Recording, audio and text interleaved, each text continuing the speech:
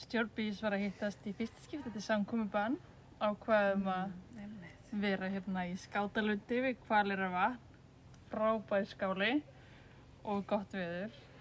Ótrúlega gott að sjá fólk svona auðlitið auðvitað. Mjög skemmtilegt. Það var svona svolítið mikið spjallað og gaman að hittast eftir fríið, en svo fengu stórumálin líka sitt svæði sem eru Nýja stefnumótunin okkar til hvað, 2025? Fernindi framtíðar, heitir hún. Og skátar munu fá að kynnast henni á næstunni, en þetta er afrakstur af vinnufundum sem að öllum var að boðið á. Leggja sín málefni fram. Og við vorum svo að vinna að því að skoða hvað við ætlum að hafa tilbúið fyrir skátaþing sem verður 18. til 19. september á Ljótsvatni.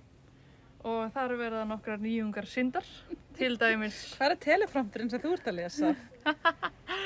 Til dæmis skátaskólinn og heimasíðan. Já, fullt af stórum merkilegum atriðum í sér stefnumótun. Movies sjálfboðaliða kerfið, hafið þið heyrt eitthvað betra? Movies. Hver er svo næstu skref í þessu?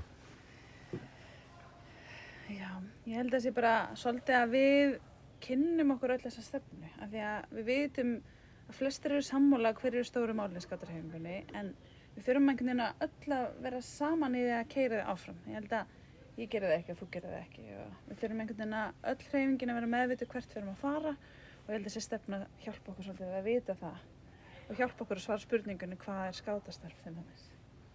Þú varst náttúrulega gott svar við því, Já, það er mjög langt. Það kemur seinna. Það kemur seinna.